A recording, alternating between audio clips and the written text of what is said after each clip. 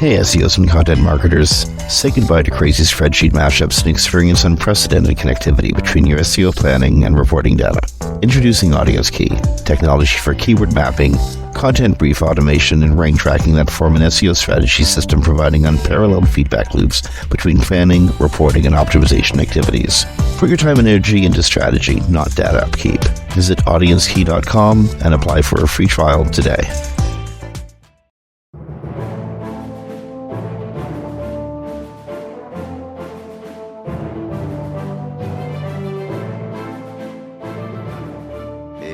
Welcome to Webcology here on WMR.fm. It's the 24th of April, 2025. This is Jim Hedger from Digital Always Media and Christine Chackinger from Sites Without Walls. Hey, everybody. And it has been a busy week. Before we get into the whole shebang of it, I want to thank our sponsors, Audience Key and Wix Studio. They keep us on the air and keep the podcasts flowing. Christine, how are you? How are you this morning? Oh, it's a bad morning. My cat who wants to kill the other cat all the time. It was a massive epic scene today, which dropped all the stuff off my shelves and wound up them dropping 3 feet as a ball of fighting cat. So it's been a good day. So the cat who wants to kill the other cat almost succeeded. Well, the good thing is a cat that wants to kill the other cat is 11 years old or 7 pounds lighter and has no claws. But well, yeah, but the dropping him off the 4-foot shelf, 3-foot shelf down to the ground in a ball fight was not good. But everyone's fine. He's in the bathroom now, thinking about what he did.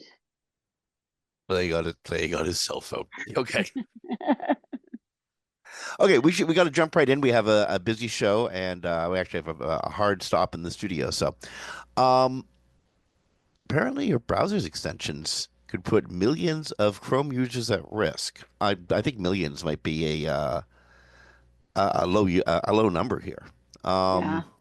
So, is there a list? There's a number of malicious extensions that become security flaws via your Chrome browser. Is there a list of them somewhere? Yeah, there's an article here by, oh, you had asked me. There's an article on MSN from Fox News that lists the actual browser extensions. Okay, it's written And by Kurt Knudsen. yes. And yeah, he does have a link to his website, cyberguy.com, which shows a group of malicious extensions, and there's a new report of 35 new ones. Yeah. This may become a moot point in the future, given a story we're going to be reporting on in the future about the DOJ, Google Chrome, and possible new ownerships. But it's currently an issue, so check out Knudsen's article. Make sure you're not exposed. So the good news is, just real quick, unless you sideloaded these, meaning you went outside the Chrome extension store, you will not have these on your computer. These are ones that were sideloaded from other like websites and things like that. There is one called Incognito Search for Chrome, which I think could possibly affect our industry. However, so you definitely want to look at this list and get rid of them because these are not simple malformations of the extensions. These are really ones that are trying to surveil what you do online.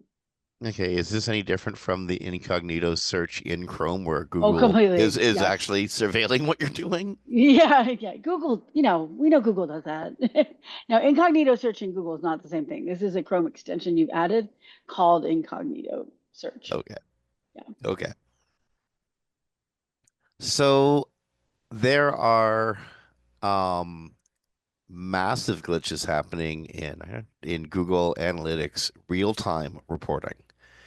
If you're dependent on knowing what's happening exactly right now on your website, um, how to say this? Chances are it's You don't? accurate, but you can't be sure. Yeah, this is our weekly report now, I think. We're just going to call it Google Bugs. No, there were no, they're still broken. I'm sorry, I was about to say they're reporting a fix, but no, they're not reporting a fix. It's still broken as of time of the Yeah, recording.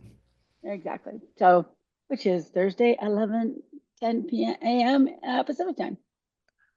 Similarly, Google posts are going missing from local search from local panels. You see it, it's there, it's not. The Schrodinger's cat of Google posts. Yeah, from local panels, they've been missing. Um, there's a lot of complaints that Barry Schwartz from Search Engine Roundtable is reporting on this, and there's a lot of people reporting the issue online. I don't know that he has a Google statement though. I didn't see one in the article, so they're aware of the issue, but that was it. Standard Google, yeah. Um, If your if you're posts are involved, missing, sorry, if your posts the, are missing, they'll come in and out, and eventually it'll be fixed. We just don't know when. if you're involved in Google paid advertising, Google paid ads, massive changes are coming to the paid ad sector. Go to Search Engine Roundtable or go over to Search Engine Land and check out their coverage. It is massive, and it's one of those things where we can cover the odd like paid story, but this is something that I'm not really comfortable giving a lot of coverage to, Christine, because this isn't really our alleyway, but it's something we should definitely tell our cousins in paid search about. Yeah, yeah, we do a couple real quick stories today on it, but very short. I counted, I think, 6 or 7 significant stories for people who do paid advertising, and it's too much for us to cover here today because we have other stories that are a bit bigger. So, yeah, go to Barry's, or like Jim said, Search Engine Journal. You Search said Engine Land. Oh, Search Engine yeah. Land. Sorry, I'm either sorry, I one. said journal. I did say journal. I said journal. Yeah, Did I yeah, say journal? I think Either so. way, check out journal, check out land, check out Ginny Marvin's work. Yeah. Um, but check out the changes that are coming to the Google paid ad universe. It will change the way that you do business. And truly, there have been so many changes with Google Ads lately. If you are in that industry, that's your primary space. I shouldn't say industry because we're all in the SEM industry, but make sure you're checking it on the daily. Barry's a really good source. He reports all the small to large stories, but there's just so many changes going on with Google Ads right now. You'll want to make sure you keep up to date. You know how there was like massive change because of AI to the SEO world over the last like 2.5 years? Yeah, Well, now that's happening in other parts of the yeah, online digital universe, and it's going to spread very, very rapidly. yeah. Here's the secret. It's adaptable. It's just Yeah, hard. it's just new stuff you have to learn, kind of thing. It's not like most of it's, well, there's one major story today, but basically it's just changes to how they're verifying and doing the ads and what they're going to display and all that kind of stuff. So Okay, so um, anyway, major changes coming. Speaking of major changes, we now have a section in our story grid that we're titling "Stories from the Dystopia," and it's a look at how the new administration and the new tone of authoritarian government in America is changing the tech world, the world that we work in specifically, and also changing the environment that makes the tech world. This show is Webcology, about the ecology of the web, especially as it relates to digital marketing. Um, so we know what's happened with the technoligarchs. Um, we're seeing the shift in the large tech houses towards the authoritarian regimes and authoritarian ideals. Now we're seeing that regime target academia and target it hard. Uh, Last week, the Trump administration took on Harvard, which pretty much meant it was taking on the Ivy League. Because the Ivy League, many of the Ivy League that weren't named Columbia, uh, fell in behind Harvard almost immediately. And this is around DEI policies, diversity, equity and equity, and inclusion, yeah, inclusion policies. The policies that basically say people are people and have their own points of view that come from wherever it is they grew up. And that they're all important points of view. That's the EI in a nutshell. But it doesn't work for the Trump administration. So the Trump administration controls billions of dollars in funding for research projects and education and projects STEM. and STEM projects, Yeah. etc. Basically, training the people who are going to take over the tech world in the future. Thank goodness they won't be my boss because I'm too old. Um, True. Uh, well, this So, is their training ground, and anyway, they're they're going in and they're using good news, by the way. Musk will no longer be doing Doge in the near future. But they're going using the algorithm and just searching for words that they think are related to DEI. So they've cut all sorts of bizarre things. But in this case, the story today is about cutting STEM research. Like we know they've already cut cancer research and pediatric cancer research and all sorts of things that we should be studying. But they are cutting the wasteful DEI grants. That's a quote. And it's saying like they're getting rid of, I believe it's 380 grants. Projects have been cut, including ones that combat internet censorship in China and Iran. Projects consulting with indigenous communities to understand environmental changes in the Alaska's Arctic region. A computer scientist was studying how AI tools can mitigate bias in medical information, and also disinformation online. There's a big program to help combat the disinformation issue, and from the NSF, National Science Foundation, and they will no longer, quote, support research with the goal of combating misinformation, disinformation, or malinformation that could be used to infringe on the constitutional restricted speech of American citizens across the United States in a manner that advances a preferred narrative about significant matters of public debate. That's their quote. That's not my words. yeah, no, an incident just for to make it really clear, what Christine was saying was a quotation. Yes, not In the my words. future, we're gonna try to not um use their own words because they phrase things in a very specific way, in a dangerous way. Well, And we're I, anyway, it's all of important to it's know available for what they people to say they're read if they need to cutting. see it. But these projects are things that are like absolutely essential to, moving science forward. They're unbiased projects. In fact, using an algorithm to cut them is, in and of itself, showing an extraordinary bias. Academia has to be separate from governance and from the funding decisions over top of it. It's absolutely critical, or we have exactly what they say they're scared of, a state-controlled university and education system. The good news is when Harvard stood up to the administration, 200 other universities have now joined them, some Yeah. smaller that don't have the resources. They're all pulling together to maintain academic independence and freedom. So, um, And power to them. yeah. Absolutely power to them. But people need to know that a lot of these grants have been cut and Well, the research is no longer. And if it's rectified very soon, then it might preserve the research. But research isn't something you can like usually drop and come back to 6 months later. So the people that had these organizations that are, scientists are saying if it doesn't revert soon, and they say in weeks, then most of these projects will be lost. So, and U.S. American is citizens should also know that this isn't just doesn't apply to universities in America. The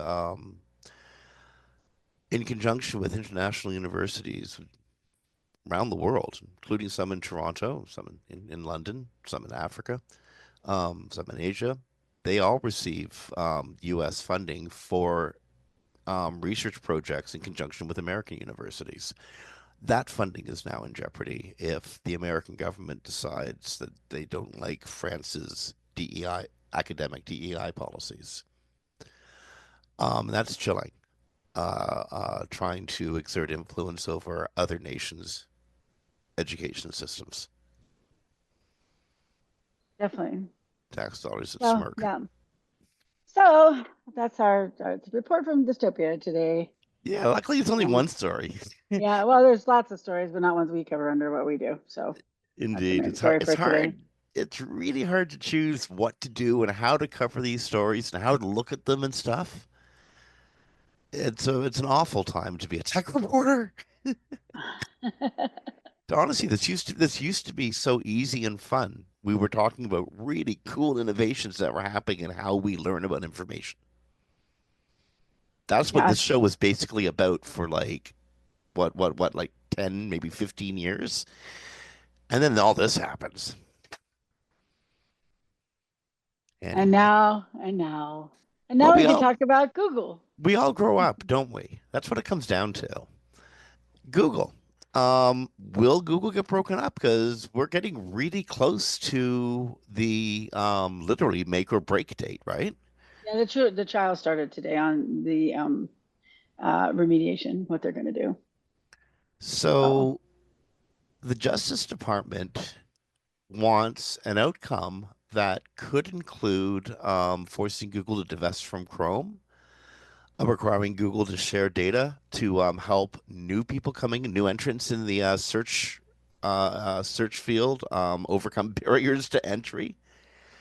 Syndicating search and advertising data that would allow rivals to use Google's search results to improve their own quality without having to pay Google an arm and a leg for it, etc. and splitting off Chrome could cause Google a lot of issues outside just users on Chrome because they use that search information that users give them for developing their products. So it's quite a conundrum Well, on what Google, to do. my weirdness about all this is how Google is a big machine where that's like imagine a bunch of cogs that roll across each other and require each other. One part of the machine needs all other parts of the machine to function properly. There was so much data flowing back and forth between Chrome and Google Search, between Chrome and Google Advertising, between Chrome and Gemini, the AI that is learning everything it can possibly about you as an individual user to anticipate your needs. That's all in jeopardy with this DOJ decision. Yeah, the problem is like, I mean, Google did this to themselves. So yeah, it's hard to really feel Yes. like any badness for them. And it's like they've been doing this for years. They've been warned for years.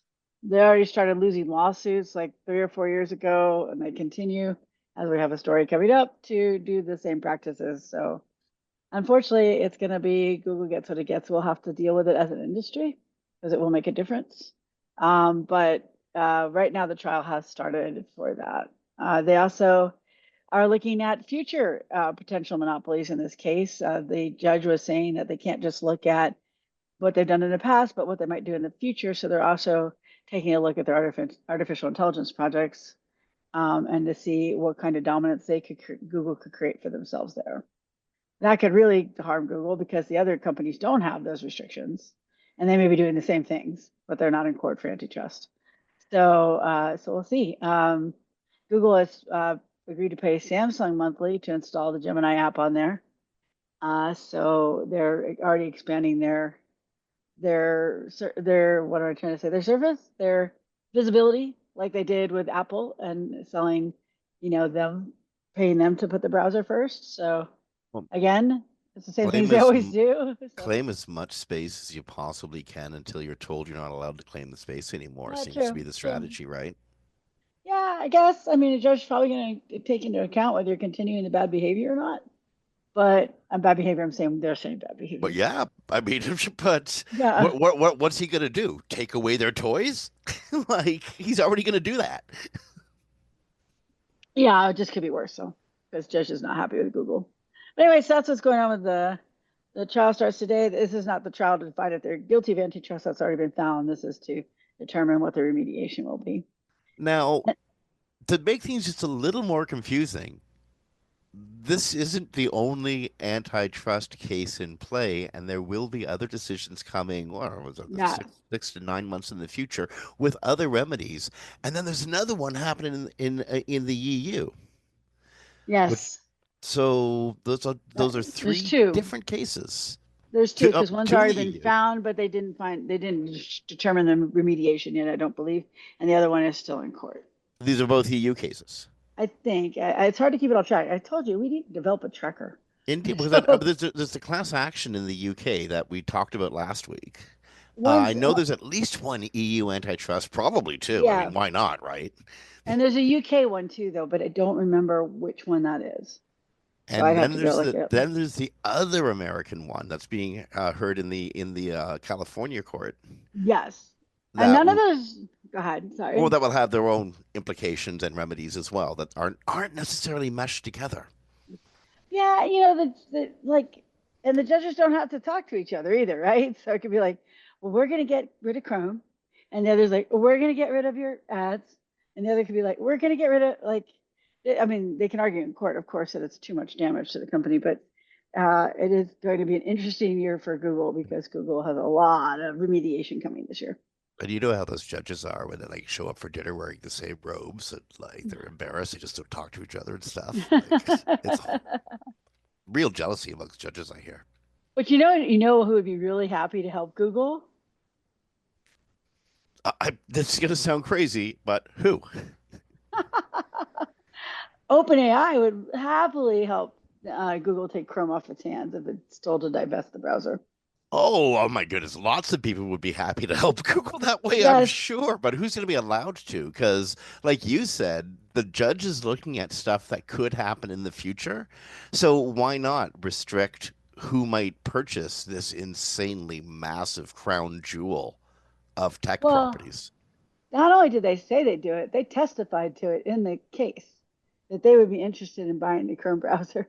Why not? Elon Musk has come along and said, "I'd like to buy the Yeah. entire." I mean, like, you know, why not, right? I'd like to buy the Yeah. Chrome browser, to be honest. I just don't think I'm currently in the market for maybe a browser. maybe the SEO industry, we can all chip in like $100 and buy it. Yeah, I'll set up the Okay, maybe GoFundMe. 10,000 or I'll set up the 100,000 each. Kickstarter like right now, eh? Exactly.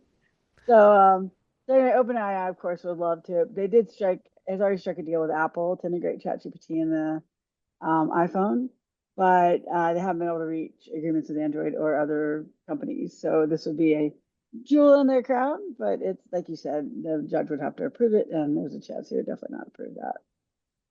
Okay, So, so it's not like Google's a monopoly or anything, and and they don't do.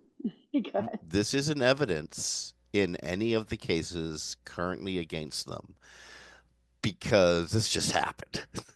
Yeah. Um, so Google has a contract with Lenovo, which owns the brand Motorola. Remember Motorola's flip phones? They were Yeah. so cool. I Yeah. had a Motorola flip phone, like a Star Trek flip phone. They were so Well, neat. those are cool again too. Flip phones are cool again with the younger and the older people. Really, because they're Yeah. so cool. Well, if you have a Motorola smartphone, you're not going to see Perplexity AI on it because Google has a contract with Lenovo, who owns Motorola, and they don't want to see Perplexity on devices that they're somehow involved with. So Google used its muscle and said no. Wait, Google used its what? It's muscle. Monopoly It, to no, I didn't say monopoly. I said the other M word, Oh, muscles. I know, you said muscles, but I mean it is part of the monopoly power. But it's exactly what they're talking about. Exactly. It's exactly what they're in court for and having remediation. It was Chrome over, but that's what I mean. They still continue to do it. It's hard to feel sympathy for it. Well, I was gonna say, for those of us who are sitting here going, "Oh, poor Google, this is just how business is done." Well, yeah, it is how business is done, but that's why there's rules about how business is done. Right, because to remind people, monopolies are not illegal. It's when you use your monopolistic power to make it advantageous for you, and then you win all the time, so you have 90% of search in the U.S. and across most of the world.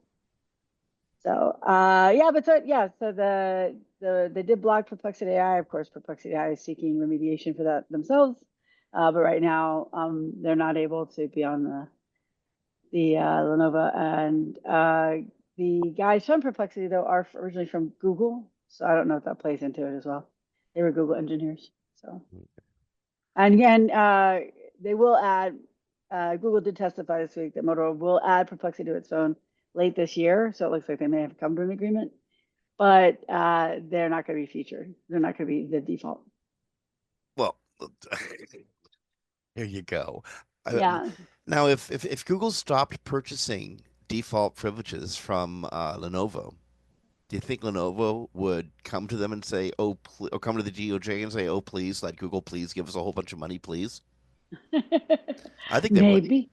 Just like Apple tried to block the divestiture going on right now because they want Google to pay them the billions of dollars to be on their phones.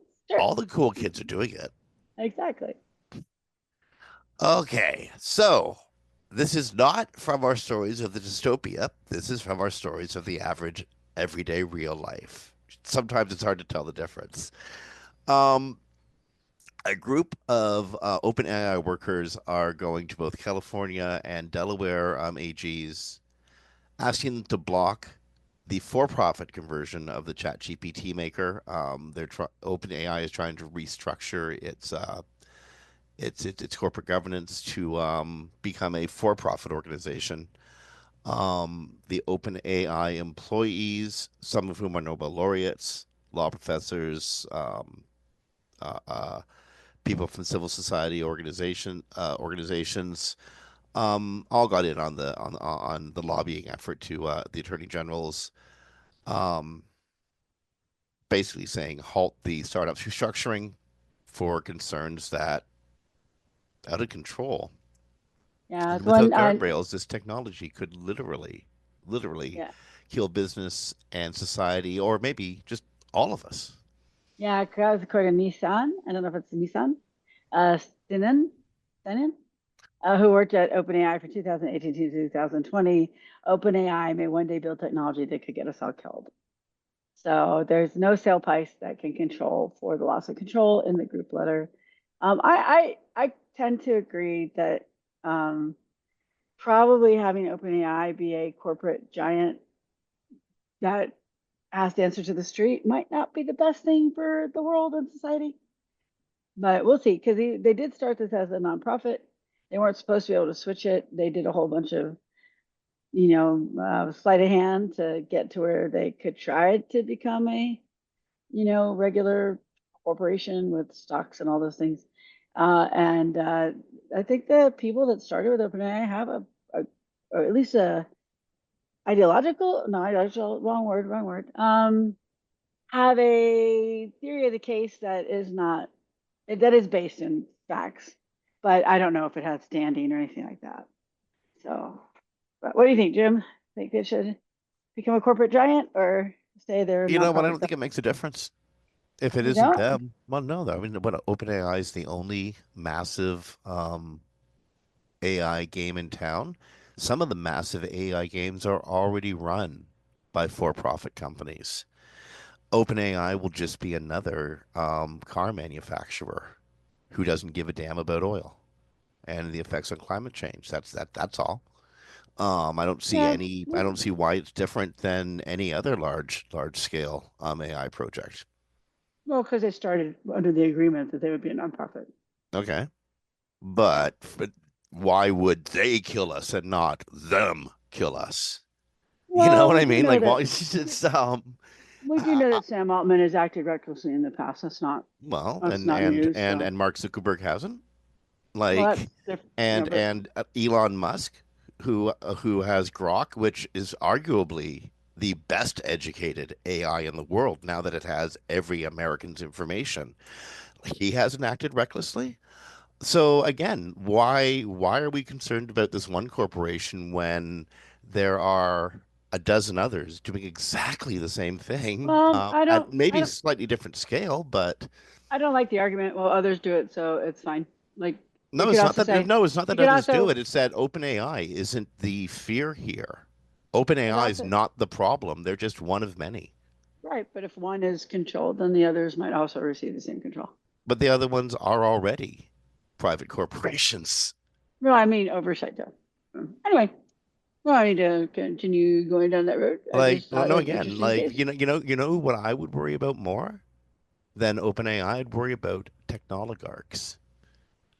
It's not a national thing. It's not a corporate thing.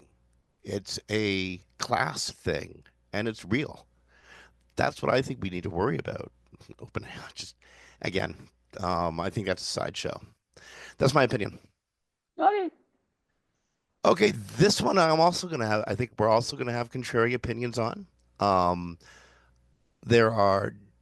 deep, deep American fears about Chinese AI DeepSeek. In fact, there's a House probe over U.S. data harvesting by the Chinese AI DeepSeek. I laugh because since 2003, the Patriot Act has hoovered every bit of That's information no, that's gone that through the doesn't United exist States. anymore. Doesn't Sorry? exist anymore. Doesn't exist anymore.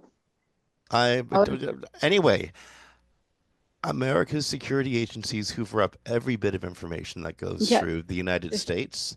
America's AIs trained on French novels and German novels and Chinese novels too.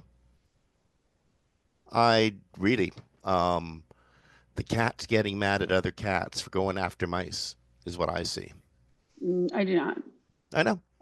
Yes. I don't, but then again, we I don't don't think this share is a national discussion. security issues. I don't think this is a discussion about America versus China and who does what. Chinese right now are doing this, and it's being brought up at the House committee, Mhm, and it can be enacted in a total independently of everything else because those are other issues to address differently.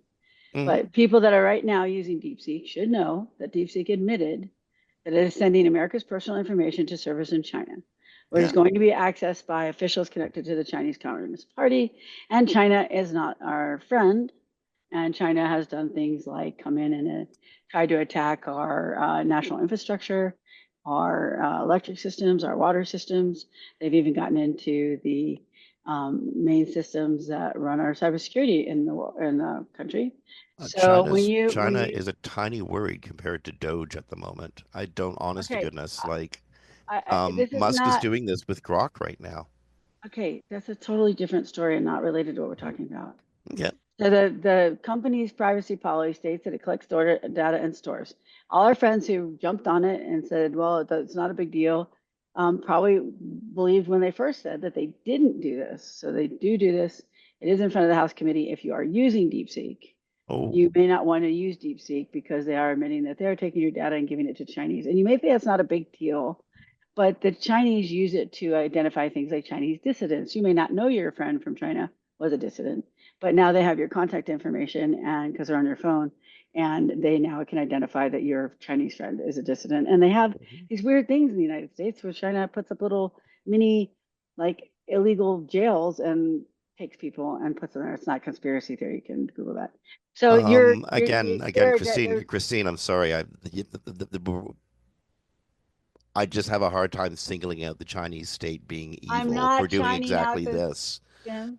We're Or not DeepSeek. talking about other things. We're talking about DeepSeek, and If you DeepSeek are does worried this. about your relationship with the State Department for using DeepSeek, you probably got a legitimate worry. The Chinese use this to identify information in the United States that is used often against Chinese people here in the United States. Oh, So very just you want probably. to be careful. You want to be careful about using DeepSeek since it is sending your data to China. But again, I think it's at this particular time in history, people need to consider that the AI systems they're using are probably sharing their information wildly with various governing Very agencies. possible, but that's not the story. We're talking about It's DeepSeek. absolutely part of the story. I know this one focuses on DeepSeek, and I'm jumping on the American angle mostly because I'm coming from a country that's very, very, very threatened by America right now. So I'm a little on edge about them pointing fingers at other people. Um, This isn't pointing fingers. This is what well, they're it's the doing. House is definitely pointing fingers at China for something that America itself does. So that's all. We don't have an app in China that's taking information and arresting Americans in China yet. Yet. So anyway, let's just move on, please. Meta oversight board is worried Meta's new policies will be harming human rights or Well, what are say, they going to do about it?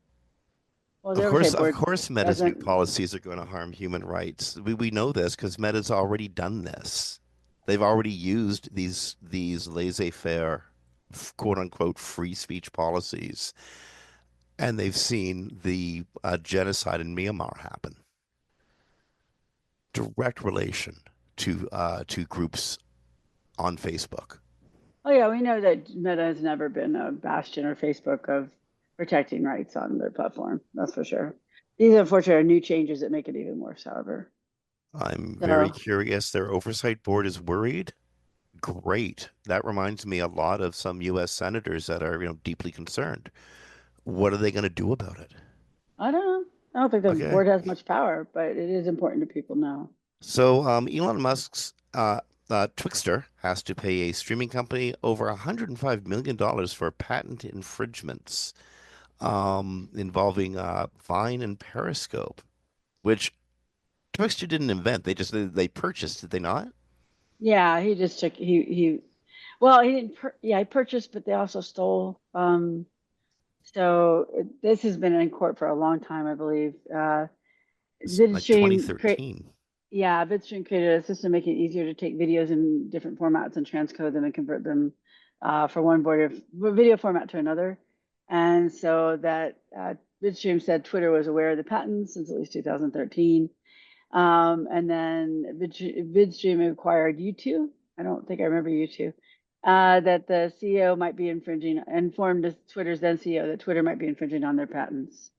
But that led Twitter to express bigger interest in YouTube's technology and a way they could partner. So YouTube gave Twitter access to a digital sandbox on YouTube's technology app, and during that time, they believe they stole, patented information and to develop their own products. And so apparently they did because they have to pay the company 105 million for the infringement on the patents. Now, the cool thing is, the jury decided that this would be the 105 million is a royalties payment. So I think of all like the artists who created music and stuff and get paid like pennies for royalties per play. Just how many times video had to get played across the Yeah. Twixter system for it to be 105 million and change? Yeah, very true. I had missed the part about it being royalties. You are correct. And so, yeah, how many videos did they play? Because what is streaming on like Spotify? You get like 2 cents for the Um, artist or something. but again, they've been aware of this infringement since 2013. So Yeah, like that's a yeah. hell of a lot of videos in 11 years. I'm gonna guess a hell of a lot would be the technical number. Well, they killed Vine and Periscope back a little ways, back in 2017, but still, it was 6 years of video. Yeah, it was a lot of video. Okay. Speaking of killing things, how to say this? This is how the web goes. A lot of people have left some of the other the other social platforms, Twixter specifically, and Facebook more recently, and they've trying to find other homes. Blue Sky, um, Mastodon, and Discord has become a home for a number of people, and a home for large scale organizing. It's Discord's always been sort of one of the lower key social media, incredibly utilitarian and useful. And its CEO for 10-year long CEO, its founder, Jason Citron, has stepped down, which is cool. It's time to move on to other things. But what's Yeah. really sad is he's being replaced by the guy who totally uber monetized Candy Crush, former CEO of King and Blizzard Oh, that Interactive, King. I saw Humam King, and I'm Saknini. yeah, Yeah, that that King. I was like, so people know the title reads former King President. I was like, King President, Yeah, what? Trump's taking Oh, this one King, too. Yep. yeah. So I was like, no, and then I realized I meant King, but I didn't make the connection And to so yeah, the this is Candy this Crush is the gaming. guy who Yeah. made Candy Crush what it is today, and he's the one who took over. He's taking over Discord as CEO, and Discord is kind of like a library compared to most other social media. Yeah, the thing is, every time they don't say why the current one is leaving, so it doesn't sound It's like it ten was any. years. It's been a decade. Yeah, probably get a good payout to leave, get IPO shares, when they go. But this is just my own little thing, my own little theory, being on this webverse for so long. When you go IPO, they always manage to somehow kill innovation and kill the product because now they're Oh beholden yeah. to the street, and then they don't make the decisions based on users. Yep. So hopefully Discord will avoid that. But I didn't realize it's the guy who monetized Candy Crush. So So so it's only gonna last so long, right? yeah, yeah. Because I used to love Candy Crush, and I just stopped playing it. So it was like when I had a flight, I do Candy Crush and Angry Birds. So but yeah, so they're moving on. Well, hopefully it'll be good for Discord. I'm actually in like I think like 8 groups right now. on Discord. It's pretty functional though. It's kind of like a easier form of Slack, a little bit nicer. It doesn't buzz my brain all day Yeah. like some of the other things that I use with the notifications drive me crazy. No, So I just got turned on to Discord in the last 6 months, and it is so utilitarian and useful. It's like the Swiss Army knife of social medias. exactly. And well, it won't. Well, you know what? Maybe Sacchinini sees the value in exactly as it is now. But again, this is a guy who is really into in-game purchases. So I personally, I think we're going to see major monetization coming to Discord, and I Oh think that's yeah, very sad. it is sad because that'll cause people just to not use it anymore until something, wait for something that like Discord to reemerge. But now here's the thing, Christine. We can't have beautiful free spaces like Discord and stories like the next one at the same time. Oh, come on. You can look at It's Badger just twice. no. This is the one about U.S. search ad revenue. No. Oh, Look at sorry. Badger's way too much fun. We're doing that in a sec. This is search ad revenue, and it's grown 15 point. It's grown 16%. Mm. $102.9 billion in 2024. Well, that at Google might not be wrong. If you confuse people enough, they'll eventually just use the ads to get where you need to go. Remember, more queries is better for Google. More queries doesn't usually indicate a good search experience. Okay, So, but but again, it's people who think like Sacchinini who create universes or environments in which create the conditions for us to report U.S. Search Avenue grew by 16% in 2024. I it find that did. phenomenal. It is. It's insane. And it's the only reason probably that Sundar continues on as he does because he's able to create more revenue. I'm just saying they don't necessarily create Well, it in a positive way. Sundar's been around the corporate world for a long time, and I hope he understands the really important business adage: you cannot lick a badger twice, because you can, but the badger's not going to like it. I was so happy when I saw this story because we needed something funny. Okay, so it is true. You can't lick a badger. You probably can't even lick a badger once, and if you can, it's probably an ill-advised thing to do because they're gross. Um, Yeah, then they probably don't appreciate it, and they can be pretty feisty. so if you go to Google, right, and you ask it the meaning of something, anything you want, like ask it the meaning of why pizza's are round, it will confidently come up with an answer, whether it knows the answer, whether an answer exists or not, because it strongly believes, that everything that's ever been written must have an answer to how many times you can lick a badger.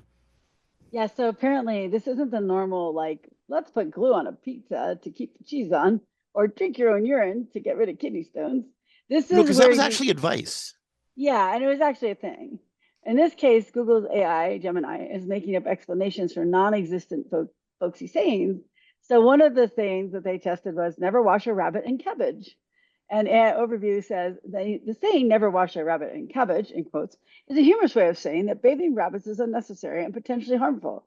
Rabbits are naturally clean animals and do not require regular bathing, especially as bathing can be stressful for them and strip their fur of natural oils. While a very soiled rabbit might need a bath, it's generally best to avoid it. Remember, the prompt was never wash a rabbit in cabbage. So they made up these phrases and it came back with answers on the origin of these non-existent folksy sayings, like the bicycle eats first expression, or if you don't love me at my victor, you don't deserve me at my danger man. They just made up word this. No, they did So not. That's the danger man's a author's word. name. That was the author of the article. Oh, okay, gotcha. I missed that part. So anyways, they don't just hallucinate answers to real things with supposed real things like drinking your urine could be a thing, just not what you should do. In this case, the folksy sayings don't actually exist, and they're giving you origin stories with great depth because people will sometimes forget these were trained with humans to sound confident. So it's like the drunk guy in the bar, and you're like, "So tell me about washing rabbits and cabbage." It's like, "Oh my gosh, I can tell you about washing rabbits with cabbage," right? Well, And not that it's ever a thing, but it's still funny. So as we all know, hyperactively confident LLM models take lots of ADHD drugs to stay thin. You know what that does to their brains, right? Exactly, exactly. So test it out yourselves. Post some funnies. They're pretty good. Okay. Adobe is going to launch a mobile app to help AI help content creators. I'm sorry, Adobe's launching a AI. mobile app to for AI image generation as it and OpenAI like step up their rivalry. So now Adobe is taking on OpenAI, and we know what happens to Adobe products, don't we? What's that? Things never well. How to say it? Sometimes things work out well for Adobe products, and sometimes things don't work out for Adobe products. I'm a massive user and fan of Photoshop, and I remember writing articles about Adobe Flash and getting death threats. But Um, Flash, well, I have to say one thing for people who weren't around for the early days of the internet. Flash did make some beautiful websites. I mean, Google couldn't read them and they couldn't crawl them. That's different. They did make some pretty websites out of it. But yeah, Google Flash, I remember trying to use Flash. It was just horrifically awful.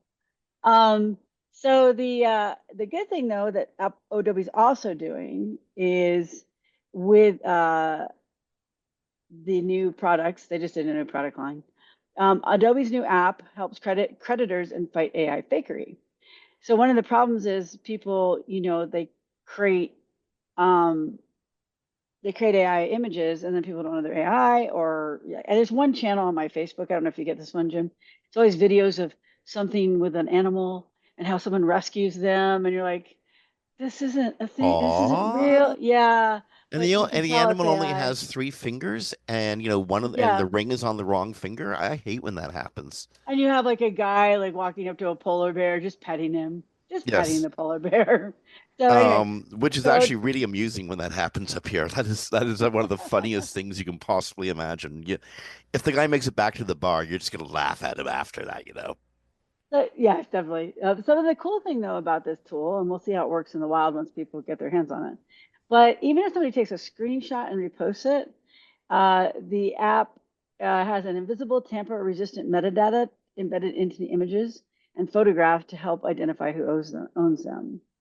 So of course Good. this is yeah. I think it's really awesome, and it's using that new we talked about it before that new authenticity standards and guidelines. But they had problems with screenshots, like people took screenshots, it didn't transfer, but now apparently it does. So if you are an AI creator who's actually using it for like art, um, then and I don't mean someone just writes a prompt. I mean someone who's really doing artistic work with AI. You can be a little more assured that you will have the credentials follow you. So Good. follow your work. Okay. This is a story that I'm not entirely sure how I feel about. On one side, this is from a e-commerce perspective, and somebody who does a lot of e-com SEO. I love this. And from a evolution of how we train AI perspective, this kind of scares me. Microsoft is launching the Copilot Merchant Program, a way to feed Uber details about products into Copilot. Um, we're talking like the smallest possible details about your product. You can let Copilot know now, either by typing it in or just by showing it examples. It'll see how many grommets are in the lace holdings or And it the also, lace fasteners, etc. yeah, yes, and it's integrated into a personal shopper service in Copilot.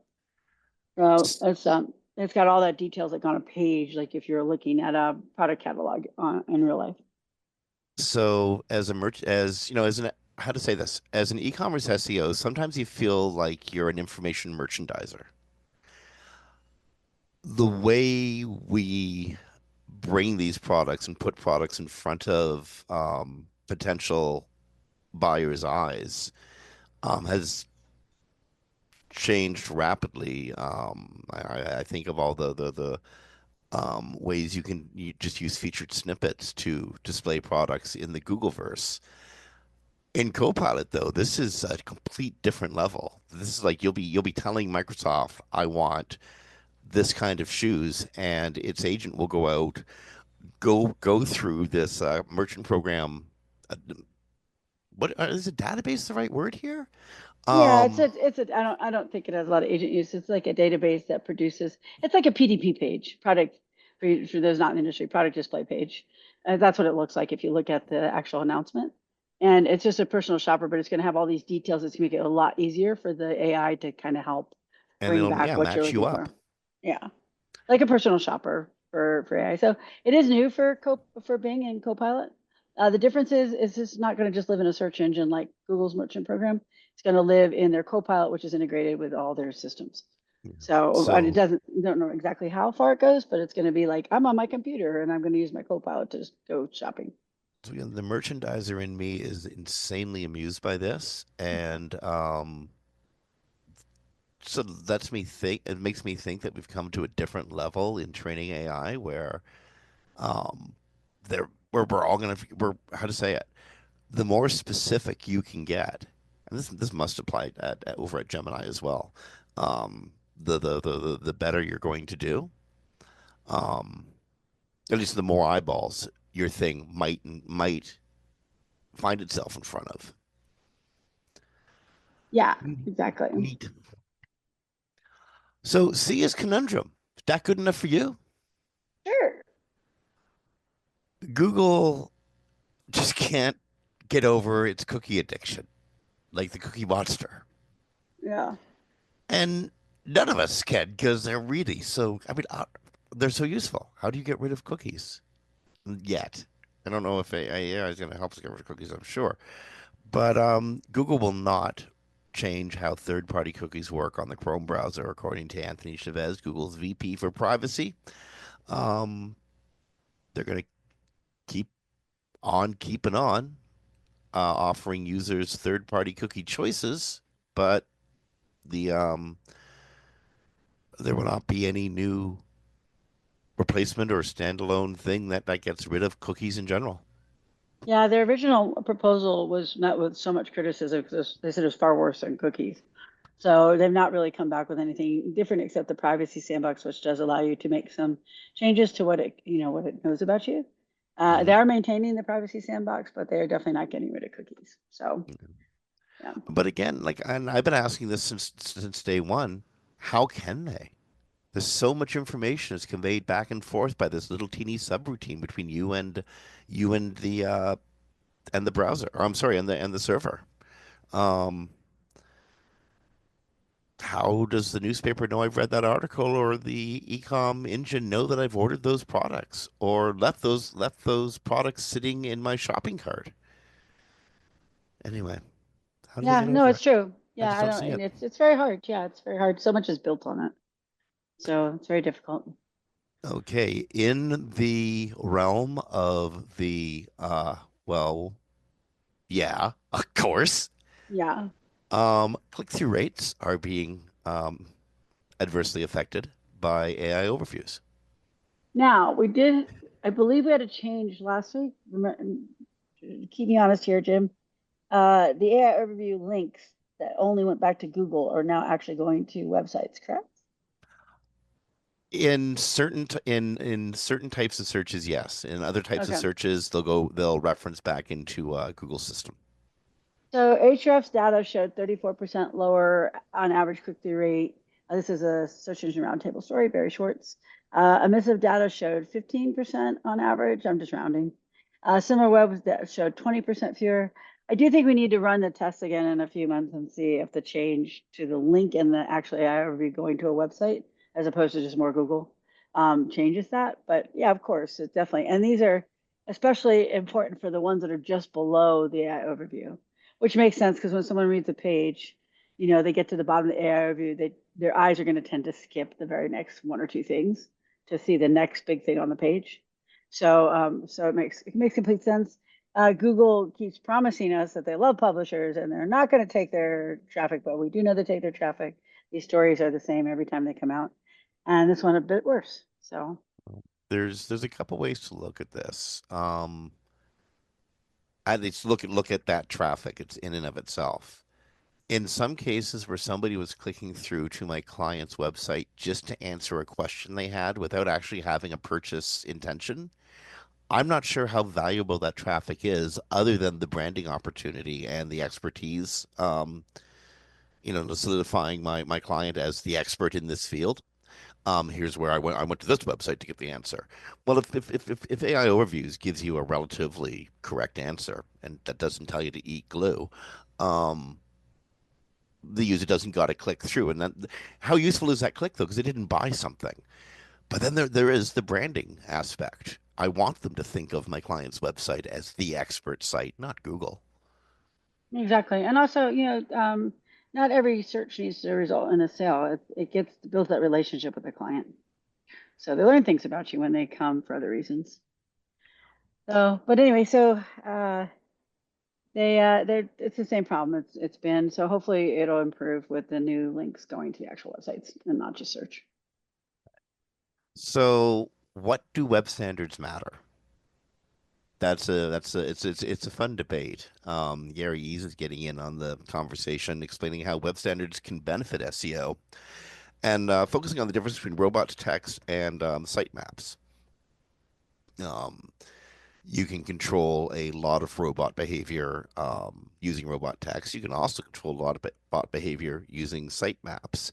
The important thing is that there be standards for how these documents are created that are respected by all the bots. Yes, and also, and just in general, there are standards groups like the W3C, the what WG, the IETF, and all these create standards for like, W3C, how you write HTML, how do you write JavaScript, Hmm. and to make sure that when the bots from the search engines come through, that they receive something similar so they can better interpret what's online. So, and especially important for accessibility. Otherwise, people would just be guessing. But the accessibility standards allow you to code for all the different types of devices, not just screen readers, without having to like have access to a version of everyone. So standards are super helpful that way. I just wish Google respected the same standards that the other Oh yeah, browsers and engines are respecting, yes, especially that's when true. it comes to AI protocols. And also, come on, Google, come up with an index now. I mean, you're really fast, don't get me Oh wrong, but yeah, come when up do with an we index now, please, or just jump into Bing's protocol. It's real good. or just admit that they're doing it because we know they're testing it, but they never admit that they're doing it. Every time I have to read on the show, it's like we know they're testing. That's all we know. Well, But I yeah, mean, just come out with it. Make things so much easier. Instead of me when having to what tell clients to go to like a social media site and put it in there because it'll get indexed immediately. and don't screw us over with another app project. Don't do Oh that. my gosh. No, no, no, no. So we got to start speeding up, Jim. We Okay, got a few speaking of stories speeding up, left. I though, got some speaking of time. speeding up, AMP really was fast. I mean, there's no argument about that. Um, Just a pain in the butt. Google. Um, Big Brother ads. Google local service ads has new legal terms, and you got to agree to them. What's this all about? Yeah, so it's your mostly in your LSA, but not just your LSA. It can like modify, display, and use your LSA content across other Google products and services. Facebook did this once. Myself showed up in an ad for some product on Facebook. I was not happy. Um, Google can use your phone calls, messages, conversations, and URL destinations from LSAs, and your agency must accept the terms on your behalf as a customer or you as your owner, as a site owner, by June 5th, or your ads will no longer be served in Google. So I urge everyone to go read this because it's much, it's more in depth and there's a legalese in here and there's a long discussion that Barry Schwartz at SC Roundtable has in the article between people about the new terms and the legalities of it. But yeah, so there's a bit of big brothering going on with Google there. They get control of things they normally don't have control of, I believe. Okay, I'm not going to comment on this one mostly just because we need to move through stories as quickly as we can. Yes, yes. So Google is creating a new video verification feature that will well let you streamline the your process of video verification. It seems a lot of people leave half complete video verifications um, that screw up the Google the submission process on Google Business. Google's given them a new way to streamline that verification called video previews. Look at recordings before you submit them, uh, ensuring clarity, accuracy, and probably saving Google a buttload of money. As we know, Google is really slow on verification for local businesses, so this is probably a way to get through the process faster, which will be Uh, good for everybody who doesn't want to spend all their time creating something that gets rejected. So it will tell you if you have problems with the video before you submit. So, uh, Google's going to now allow relevant search ads from certain advertisers who show up among the top ads to also participate in an auction for ads that show up on the bottom of the screen as well. This is a change in Google policy. Um, and it could see users click on an ad that was up at the top, the high auction zone, or bottom, the low auction zone. Problem Um, is, they're not reporting on if there were two ads on the page. so it's hard for the advertiser to tell Yes, which ad was more successful. exactly. So the different locations drive different CTR. Of course, as you just said, low value would be the bottom of the page because how far do people scroll? But currently, advertisers will not be able to measure that. So you'll see the ad was on the page, you'll not know if it was on the top or the bottom of the page. Okay, this is a cool one. I really like this. Google Local Panel is testing a get there and from your location feature. So how do you get there? And how do you get there from your location? This is being tested in Google Local. That is awfully cool and will make it easier for me to get to the pizza. Yes, and I'll help you decide whether you want to go this way or that way, this store or that one, because where I live, we love construction. And construction is the joke in my state in Nevada is that the orange cone is our state bird. So it will really help when there's construction going on you don't know about to get somewhere you need to go faster, better, or if you pick a new location. Only question I have here is it's 2025. Ask was doing this, what, back in 2008? What's taking Yeah, so long? Okay. it's old as new again. John Mueller is giving advice that if you want a site to that's old, that you're not nobody has actual ownership of anymore, one of the ways to get it off of Google is to remove all vestiges of that site from the web. Why are we giving this advice? Oh, and I there's a don't place in know. Google Search Console you can go to too that says, "Don't control this site, but it's old." But before Yeah, Google will do anything, you gotta remove all the content. Doesn't that the get us pages. removed from Google's index anyway? Yeah, I don't understand that. But I would just say the headline freaked me out. How to remove site from search without verifying ownership. I What? could think of a couple competitors I would love to do that too. Yeah. Hey, I don't like my competitor anymore. I'm just going to remove them from search. But yeah, you're right. You have to remove the entire site from the web, and then there's a way to submit it. It may just be if you want to get your pages down faster, so Google just goes away completely. Within 3 to 6 months, they're going to be gone. Like if Sometimes, Google can't find it 3 times, it's just gonna slowly, and no one's clicking on it anymore. It's just gonna slowly give up the ghost on it, right? yeah, this is true. But you know, Okay, it's if you're stuck, you know what to do. This is what you do. okay. So during the especially during the pandemic, but up until very recently, Google had a event-rich console carousel for desktop search. No, it's not a bug. It's depreciating it. Google wrote sometime last week. It's not in this story, incidentally, but Nope. it's depreciating the event carousel. Um, I guess it doesn't see that we're in an emergency time anymore. This was so you could say something had special hours because of an emergency event or a special event was happening. So Yeah. closed on Sunday due to Ebola. You know. Yeah. Which sadly is not outside the realm of possibility these days. That's not Yeah. funny, Christine. Yeah, so the event rich is disappearing. It's still on your mobile device, but it is disappearing from your desktop. So now we're into Okay, our quick stories. yeah, we got to go so fast because again, studio is cutting us off in just a few minutes. All right, well, I got 7 minutes. Let's see what I think we can do it. Google's relaxing its photo guidelines for its local service ads. This is something you'll obviously want to read in depth, but you'll be getting a letter from Google or an email that just says that there are changes to what they're going to allow. They're going to loosen some of the restrictions. This is going to start on May 22nd, so pretty soon, and it will allow people to use different sometimes for smaller businesses and making sure that they do everything exactly like Google wanted was a little difficult. So off topic, wrong watermark, phone number, email address, street address, out of focus, bad lighting, screenshot, and duplicate image will no longer be considered part of the photo review process. So that's pretty cool. Okay. Google's testing result search results where top ranking results in mobile are made prominent by using blue shading. They're also testing a larger favicon beside the search result. This is yeah, this again a Google test. If you see it happening and it makes the search result more prominent, and you think it's a good thing, let Google know. If you think it's a Yeah. bad thing, let them know too. Yeah. Oh, we did skip one because I think it sounds like the other story, but it's a It little bit different. oh, A little bit that was different. the same story. Yeah, I know it does from the title. It sounds like the same story. So Google is stopping to support special announcement, which is a little different than the event carousel. And special announcements, like you go into like Google and it'd be like, here's your COVID. You remember your like your COVID maps and your directives and like you need to get a vaccine, all that kind of stuff that was at the top of the page. There was a special announcement structured data that Google used that allowed people to, like the government, to communicate more easily because they would pick it up in the structured data. That is going away completely. It's being deprecated and dropped July 31st, 2025.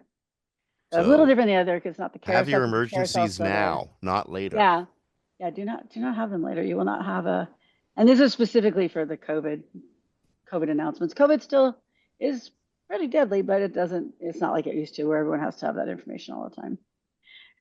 So, and then Bing Webmaster Tools Okay. working to, Getting too many emails from Bing Webmaster Tools, they're working on that. yeah, Martin McDonald, if you know Search Martin from Twitter and other places, uh, he got, it looks like probably 100 emails at the same time. And he's like, can we do something about this, Fabrice? So they're now going to consolidate your emails so you don't get that anymore from A Bing. quick note to Martin. Martin, if you have 100 different Bing accounts or Bing Webmaster Tools accounts for 100 different clients, dude, what do you think's gonna happen, man? Like, Right? right? Okay. No positive SEO effect from having specialized top level domains. In this case, esports. You're not gonna get a big boost in your SEO for sports No. from having that TLD. In fact, Google's getting rid of a number of their own country level TLDs because it doesn't within its systems that's no longer a signal anymore.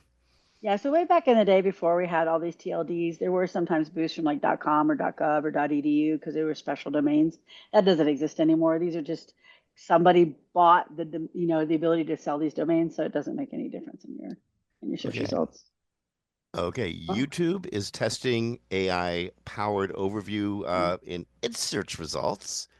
The test currently targets products and location searches. And this is happening for a small group of US premium members. So I'm not seeing this yet. I don't believe I've seen it either, though I'm not in YouTube enough probably to have noticed.